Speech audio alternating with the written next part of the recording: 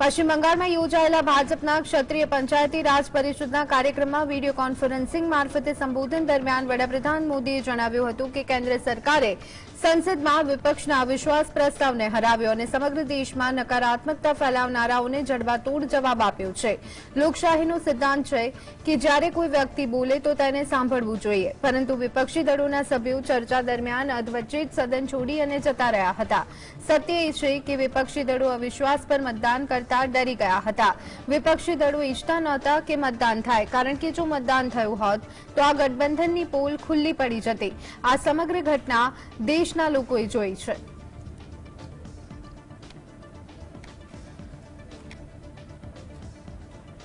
आपने देखा है कि हमने संसद में विपक्ष के अविश्वास को भी हराया और देश भर में नेगेटिविटी फैलाने का जो एक सिलसिला चला है उसका भी करारा जवाब दिया।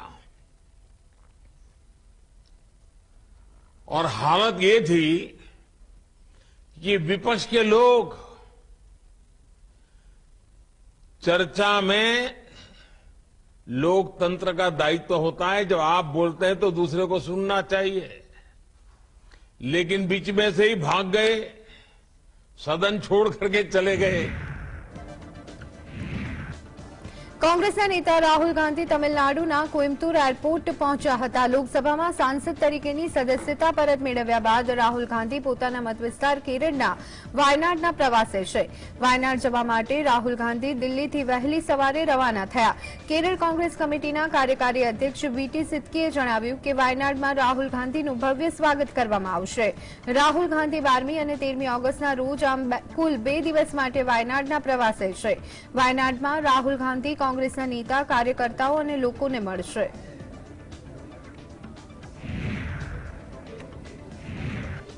કોંગ્રેસ નેતા અને સાંસદ રાહુલ ગાંધી ફરીવાર વિદેશ પ્રવાસે જઈ શકે છે। સૂત્રો પાસેથી મળતી માહિતી પ્રમાણે રાહુલ ગાંધી સપ્ટેમ્બરના બીજા સપ્તાહમાં યુરોપના પ્રવાસે જશે।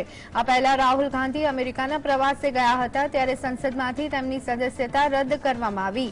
આગામી પ્રવાસ દરમિયાન રાહુલ ગાંધી યુરોપના દેશો બેલ્જિયમના બ્રસેલ્સ, નોર્વેના ઓસ્લો અને ફ્રાન્સના પેરિસ જશે। સાથે સાથે રાહુલ ગાંધી યુરોપિયન સંસદની પણ મુલાકાત કરશે। રાહુલ ગાંધી EU સાંસદો સાથે વાતચીત કરશે। આ સાથે એનઆરઆઈ સાથે મુલાકાત અને ત્યાંની યુનિવર્સિટીઓના વિદ્યાર્થીઓ સાથે વાર્તાલાપનો કાર્યક્રમ પણ યોજાનાર છે। રાહુલ ગાંધીનો 2023નો ત્રીજો વિદેશ પ્રવાસ છે। આ પહેલા રાહુલ ગાંધી મે મહિનાના છેલ્લા સપ્તાહમાં અમેરિકાના પ્રવાસે ગયા હતા। અમેરિકાના પ્રવાસમાં રાહુલ ગાંધી 3 શહેરો સાન ફ્રાન્સિસ્કો, વોશિંગ્ટન ડીસી અને ન્યૂયોર્ક ગયા હતા।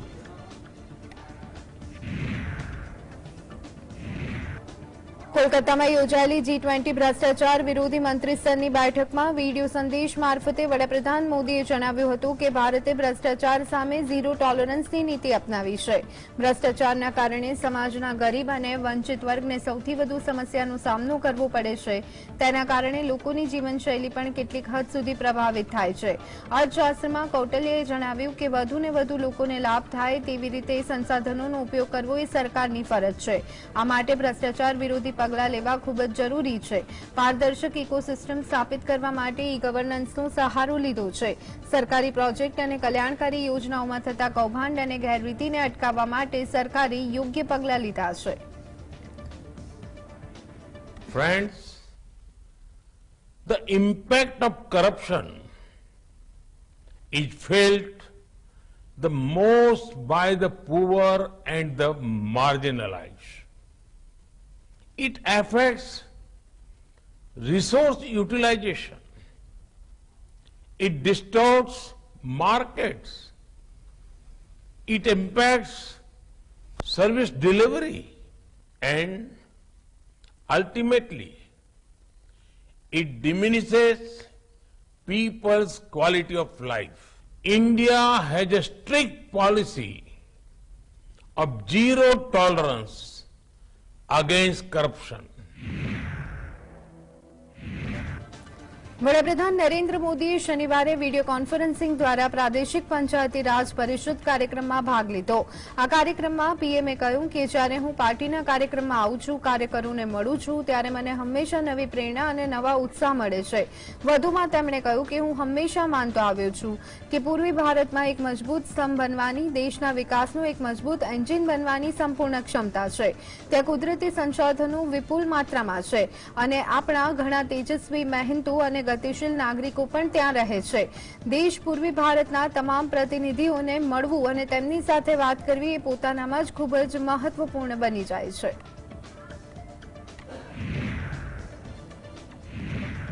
વડાપ્રધાન નરેન્દ્ર મોદીએ મધ્યપ્રદેશના સાગર જિલ્લામાં 100 કરોડના ખર્ચે તૈયાર થનારા સંત રવિદાસ મંદિરનો શિલાન્યાસ કર્યો. આ મંદિર નગારા શૈલીમાં બનાવવામાં આવશે. પ્રદેશના મુખ્યમંત્રી શિવરાજસિંહ ચૌહાણે આ વર્ષે 8 ફેબ્રુઆરીએ આ મંદિર બનાવવાની જાહેરાત કરી હતી. આ મંદિર આસ્થાની સાથે સંશોધનનું પણ મોટું કેન્દ્ર બની ગયું છે.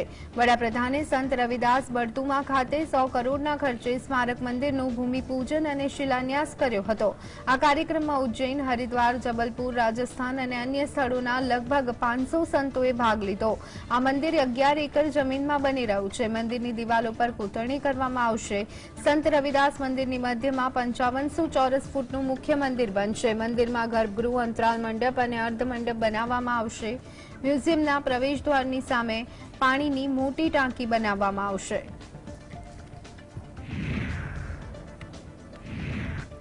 સંસદના બંને ગૃહમાં પસાર થયા બાદ રાષ્ટ્રપતિએ દિલ્હી સેવા બિલને મંજૂરી આપી હતી. આ સાથે જ 19 મેના રોજ બહાર પાડવામાં આવેલા વટહુકમ હવે કાયદો બની ગયો છે. અગાઉ દિલ્હી સરકારે વટહુકમને સુપ્રીમ કોર્ટમાં પડકાર્યો હતો. હવે સુધારેલા કાયદાને પડકારશે. દિલ્હી સેવા બિલને સંસદના ચોમાસા સત્રમાં રજૂ કરવામાં આવ્યું હતું. આ બિલ 3 ઓગસ્ટના રોજ લોકસભામાં પસાર થયું હતું, જ્યારે 7મી ઓગસ્ટે ખરડો ઉપલા ગૃહમાં પસાર કરવામાં આવ્યો. આમ આદમી પાર્ટીની અપીલ પર વિપક્ષી ઇન્ડિયા ગઠબંધનમાં સામેલ તમામ રાજકીય પક્ષોના સાંસદ સભ્યોએ બિલની વિરુદ્ધમાં મતદાન કર્યું હતું. કોંગ્રેસ પણ બિલના વિરોધમાં મતદાન કર્યું હતું. રાજ્યસભામાંથી બિલ પાસ થયા બાદ દિલ્હીના સીએમ અરવિંદ કેજરીવાલે તેને ભારતીય લોકશાહી માટે કાળો દિવસ ગણાવ્યો. કેજરીવાલે દાવો કર્યો હતો કે આ બિલ દિલ્હીની ચૂંટાયેલી સરકારને કામ કરવા દેશે નહીં.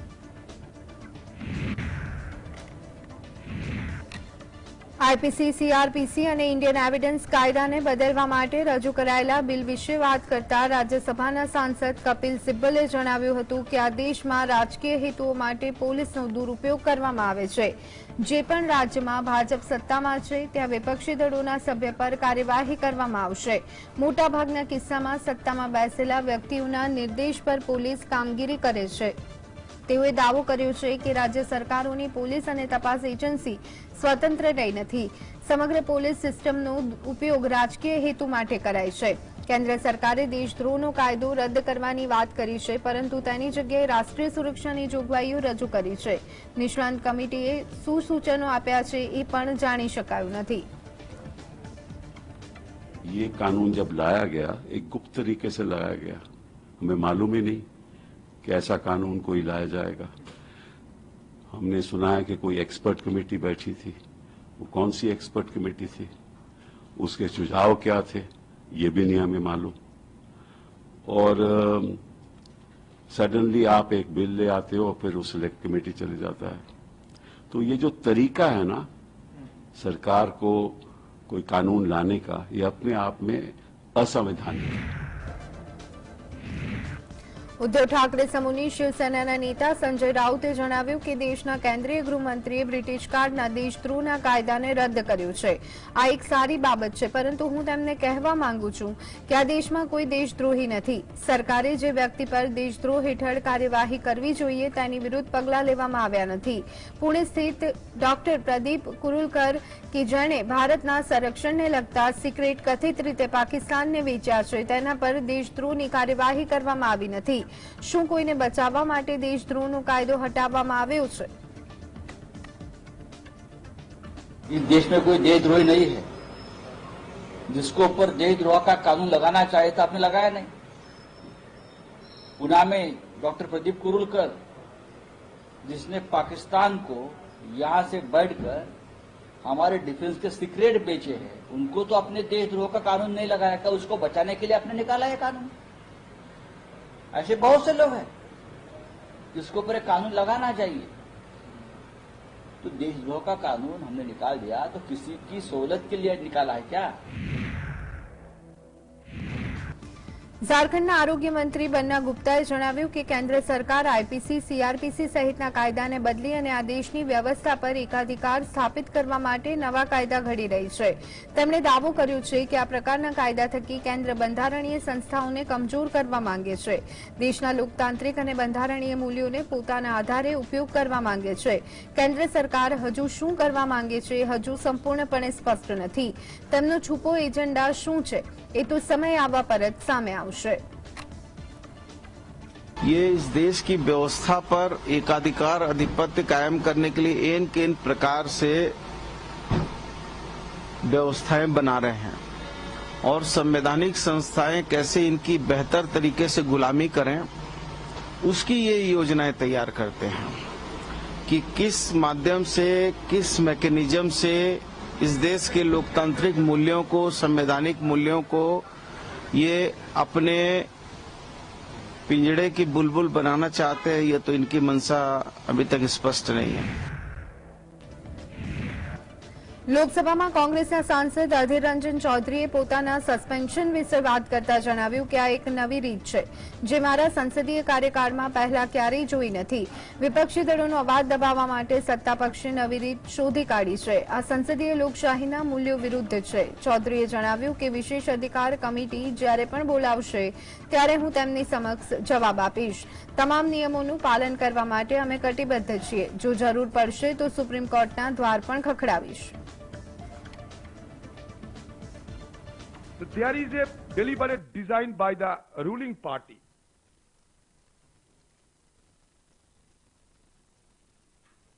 to throttle the voice of the opposition by resorting to various unsavory instruments which should not be applied on me. Uddhav Thackeray સમૂહની શિવસેનાના સાંસદ પ્રિયંકા ચતુર્વેદીએ સંસદમાંથી સાંસદ રાઘવ ચડ્ઢા અને સંજય સિંહે સસ્પેન્ડ કરવાના નિર્ણયને બિનલોકતાંત્રિક ગણાવ્યો હતો। કેન્દ્ર સરકારની ઝાટકણી કાઢતા તેમણે કહ્યું કે ભાજપ સદનમાં બહુમતી ભોગવે છે, તેનો અર્થ એ નથી કે તેઓ વિપક્ષી દળોનો અવાજ દબાવી દેશે। પૂર્વ કેન્દ્રીય પ્રધાન અરુણ જેટલી કહેતા હતા કે વિક્ષેપ એ લોકશાહીનો એક ભાગ છે। રાજ્યસભાના સ્પીકર જગદીપ ધનખડે જણાવ્યું કે વિશેષ અધિકાર કમિટીનો રિપોર્ટ ન આવે ત્યાં સુધી રાઘવ ચડ્ઢાને સસ્પેન્ડ કરવામાં આવે। આ સાથે જ આમ આદમી પાર્ટીના સાંસદ સંજય સિંહને સદનના નિયમોનું ઉલ્લંઘન કરવા બદલ સસ્પેન્ડ કરવામાં આવ્યા હતા। इतना अनडेमोक्रेटिक डिसीजन है कि आप एक सांसद जो अपने स्टेट से चुनकर आए हैं, आप अपने विम्स एंड फैंसी पे जब मन चाहे आप उनको सस्पेंड कर दें। उन्होंने क्या, संजय सिंह जी की क्या गलती हुई? वेल ऑफ द हाउस जाना एक परंपरा है।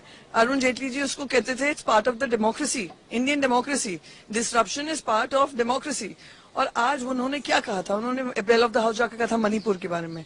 क्या मणिपुर अनपार्लियामेंट्री वर्ड है? ये उनको सस्पेंड कर दिया। अब वो सस्पेंशन जाएगा प्रिविलेजेस कमेटी में। पहले टाइम बाउंड होता था सस्पेंशन कि इस सेशन के लिए आपको निलंबित किया गया है, अब आप उसको कंटिन्यूड उनका वो रखेंगे सस्पेंशन। बट अनफॉर्चुनेट है, अनडेमोक्रेटिक है। Just because you enjoy a majority in the parliament does not mean कि आप अपने लोगों की आवाज दबाने लगे, विपक्ष की आवाज को चलने लगे। દિલ્હી મહિલા પંચના અધ્યક્ષ સ્વાતિ માલીવાલે જણાવ્યું કે છેલ્લા 7 વર્ષમાં દિલ્હી મહિલા પંચના હેલ્પલાઇન નંબર પર 40 લાખથી વધુ ફોન કોલ્સ આવ્યા। ગયા વર્ષે મહિલા હેલ્પલાઇન પર લગભગ 6,30,000 ફોન કોલ્સ આવ્યા।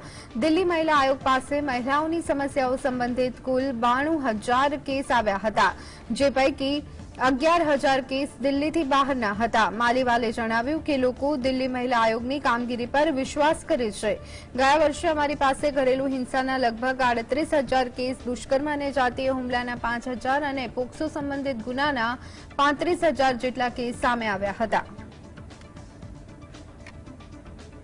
फॉर विमेन एक 181 विमेन्स हेल्पलाइन चलाता है, जिसमें पिछले 7 सालों में 40 लाख कॉल्स हमें रिसीव हुए हैं।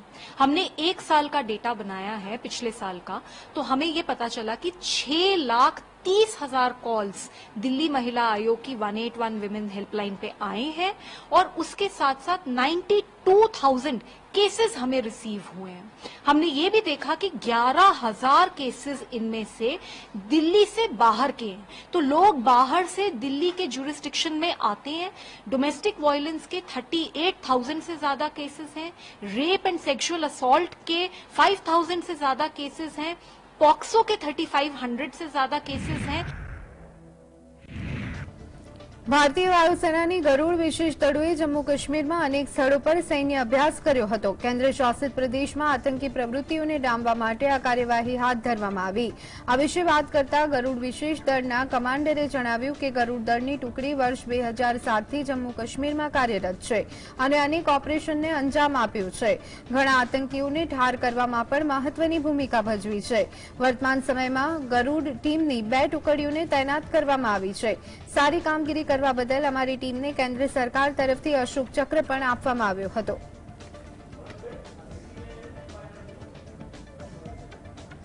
पेंट बॉल गन है, इसका यूज हम किल हाउस वगैरह की ट्रेनिंग करते हैं, तो प्रैक्टिस के लिए इसी का हम यूज करते हैं। इसमें पेंट बॉल फीड होता है, जिसमें गैस सिलेंडर लगता है इस प्रेशर से, और इसका यूज हम प्रैक्टिस के लिए करते हैं, रूम इंटरवेंशन के लिए। इस इक्विपमेंट के नीचे 2 तरह से पेलोड लगते हैं, डे पेलोड और नाइट पेलोड। डे ऑपरेशन के लिए डे पेलोड और नाइट ऑपरेशन के लिए नाइट पेलोड का हम लगा के हम इंटेलिजेंस प्राप्त कर सकते हैं। ये बैटरी कैपेसिटी कितनी है? इसकी बैटरी कैपेसिटी है हाफ एन आवर। ચીન અને પાકિસ્તાને જડબાતોડ જવાબ આપવા માટે શ્રીનગર એરબેઝ પર અપગ્રેડેડ MiG 29 ફાઇટર જેટને તૈનાત કરવામાં આવ્યું। પ્રાપ્ત વિગતો અનુસાર શ્રીનગર એરબેઝ પર ડિફેન્ડર ઓફ ધ નોર્થ એટલે કે ટ્રાઇડન્ટ સ્ક્વોડ્રન તૈનાત કરવામાં આવ્યું છે। ભારતીય વાયુસેનાના પાયલટ સ્ક્વોડ્રન લીડર વિપુલ શર્માએ જણાવ્યું કે શ્રીનગર એરબેઝ ક્ષેત્રમાં અન્ય સ્થળો કરતાં વધુ ઊંચાઈ પર આવેલું છે। સરહદની નજીક હોવાના કારણે MiG 29 ફાઇટર જેટની ત્યાં તૈનાતી વ્યૂહાત્મક રીતે ખૂબ જ સારી છે। તેમણે કહ્યું કે MiG 29 એવિયોનિક્સથી સજ્જ છે, જેમાં લાંબા અંતર સુધી હુમલો કરી શકે તેવી મિસાઇલ પણ સામેલ છે। આ સાથે જ MiG 29 સુરક્ષા સંબંધિત તમામ માપદંડોને પૂરા કરે છે। પાકિસ્તાન અને ચીનના સંભવિત જોખમો સામે લડતમાં અસરકારક સાબિત થઈ શકે છે। The upgraded MiG-29 is a versatile multi-role combat aircraft. Its capability includes the night vision capable cockpit, as well as it has increased fuel capacity, including the A2 air refueling. We have also included the A2 ground armament, which was not included earlier. Obviously, the biggest capability of this aircraft is are the pilots who are handpicked at the training stage to fly and train in this fleet to fly this lethal aircraft.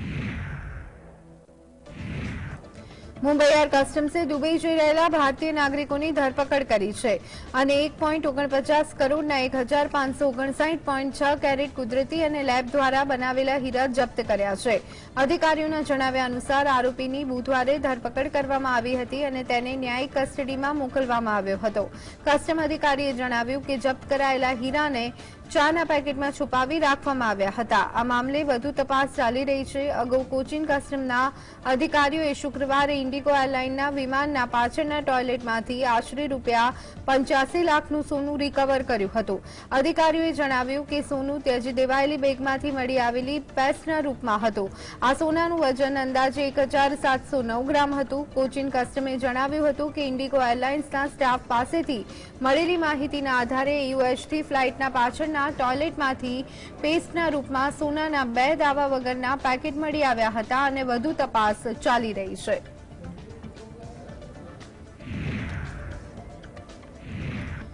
મધ્યપ્રદેશમાં વિધાનસભાની ચૂંટણી નજીક આવી રહી છે। આ દરમિયાન Bharatiya Janata party અને કોંગ્રેસ વચ્ચે આરોપ અને પ્રત્યારોપનો દૂર પણ વધી ગયો છે। તાજેતરનો મામલો કોંગ્રેસ નેતા પ્રિયંકા ગાંધી વાડ્રા સાથે સંબંધિત છે। કોંગ્રેસ નેતાએ શુક્રવારે ટ્વીટ કર્યું હતું કે મધ્યપ્રદેશમાં કોન્ટ્રાક્ટર યુનિયનને હાઈકોર્ટના ચીફ જસ્ટિસને પત્ર લખી ફરિયાદ કરી છે કે રાજ્યમાં 50% કમિશન ચૂકવ્યા પછી જ પેમેન્ટ મળે છે। તેમણે કહ્યું હતું કે કર્ણાટકની ભ્રષ્ટ ભાજપ સરકાર 40% કમિશન વસૂલ કરતી હતી। મધ્યપ્રદેશમાં ભાજપ ભ્રષ્ટાચારનો પોતાનો જ રેકોર્ડ તોડી અને આગળ નીકળી ગયું છે. પ્રિયંકાએ લખ્યું, કર્ણાટકની જનતાએ 40% કમિશન સાથે સરકારને હટાવી. હવે મધ્યપ્રદેશના લોકો 50% કમિશન સાથે ભાજપ સરકારને સત્તા પરથી હટાવશે. હવે પ્રિયંકા ગાંધીના ટ્વીટ પર ભાજપે કોંગ્રેસને ઘેરી છે. કોંગ્રેસ પર આક્ષેપ લગાવતા કહ્યું છે કે આ નકલી પત્રના આધારે મધ્યપ્રદેશ સરકારને બદનામ કરવાનું ષડયંત્ર રચવામાં આવી રહ્યું છે. ભાજપે કહ્યું છે કે પ્રિયંકા વિરુદ્ધ ઇન્દોર તેમજ ભોપાલ અને જબલપુરમાં કેસ નોંધવામાં આવશે. વાયરલ થયેલા પત્રમાં એવો આક્ષેપ કરવામાં આવ્યો છે કે કોન્ટ્રાક્ટરો પાસેથી 50% કમિશનની માંગ કરવામાં આવી રહી છે.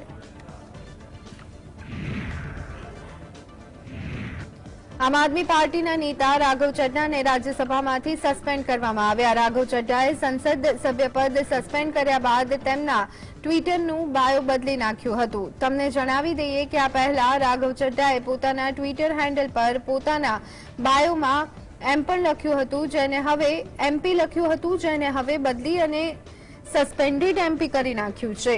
રાઘવ ચડ્ડાનું સસ્પેન્શન એ ગૃહના નેતા પિયુષ ગોયલ દ્વારા રાષ્ટ્રીય રાજધાની પ્રદેશ સુધારા બિલ 2023 માટે છે.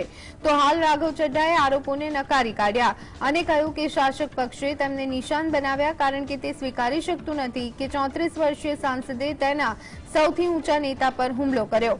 ઉલ્લેખનીય છે કે આપ સાંસદ રાઘવ ચડ્ડાને નિયમોના ઘોર ઉલ્લંઘન, ગેરવર્તણૂક, અનાદરપૂર્વકનું વર્તન, તિરસ્કારભર્યા વર્તન માટે વિશેષ અધિકાર સમિતિના અહેવાલને બાકી રાખવા માટે રાજ્યસભામાંથી સસ્પેન્ડ કરવામાં આવ્યા છે.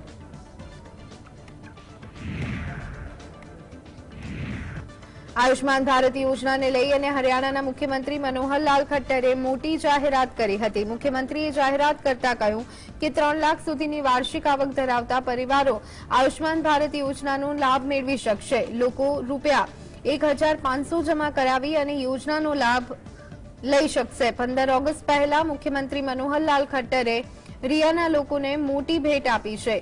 સીએમ ખટ્ટરે જાહેરાત કરી છે કે હવે રૂપિયા 1,80,000 થી 3 લાખની વાર્ષિક આવક ધરાવતા પરિવારોને પણ આયુષ્માન ભારત યોજનાનો લાભ આપવામાં આવશે. 15 ઓગસ્ટથી આ યોજના હેઠળ કાર્ડ બનાવવા માટે એક પોર્ટલ ખોલવામાં આવશે. રાજ્યના 30 લાખ પરિવારો આ યોજનાનો લાભ લઈ રહ્યા છે. હવે 8 લાખથી વધુ પરિવારો આ યોજનામાં જોડાવાના છે. સીએમ ખટ્ટરની જાહેરાત બાદ હરિયાણા આવું કરનારું દેશનું પ્રથમ રાજ્ય બની ગયું છે. હરિયાણામાં આવતા વર્ષે વિધાનસભામાં ચૂંટણી યોજાવાની છે. તે પહેલા ભાજપને મોટી જાહેરાતનો ફાયદો મળી શકે છે. સરકાર અનેક મુદ્દાઓ પર સતત વિપક્ષના નિશાન પર છે. બેરોજગારીનો મુદ્દો પણ સૌથી મહત્વનો છે. ખટ્ટર સરકાર ઉપર તેમના કાર્યકાળ દરમિયાન બેરોજગારી વધવાનો આરોપ છે. આવી સ્થિતિમાં ભાજપ મોટી વોટ બેંક સુધી પહોંચવા માટે સફળ રહેશે કે કેમ તે જોવું રહ્યું.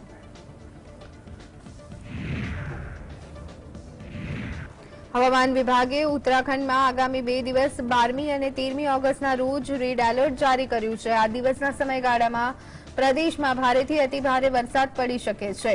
હવામાન વિભાગ પ્રમાણે રાજ્યમાં કુલ 204 મિલીમીટર જેટલો વરસાદ ખાબકી શકે છે. ઉત્તરાખંડના ઘણા જિલ્લાઓમાં છેલ્લા કેટલાય દિવસથી વરસાદી સિસ્ટમ સક્રિય છે અને તેના કારણે લોકોને નીચાણવાળા વિસ્તારોમાં પાણી ભરાવાની સમસ્યાનો પણ સામનો કરવો પડ્યો હતો. ઉત્તરાખંડના રુદ્રપ્રયાગમાં ભૂસ્ખલન થતા 5 શ્રદ્ધાળુઓના મોત થયા હતા. આ ઘટનાને કારણે કેદારનાથ ધામ તરફ જતા ગુપ્તકાશી ગૌરીકુંડ હાઈવેને વાહન વ્યવહાર માટે બંધ કરવામાં આવ્યો. અધિકારીઓએ જણાવ્યું હતું કે કુદરતી ઘટનાના કારણે 60 મીટરના માર્ગને ક્ષતિ પહોંચી હતી.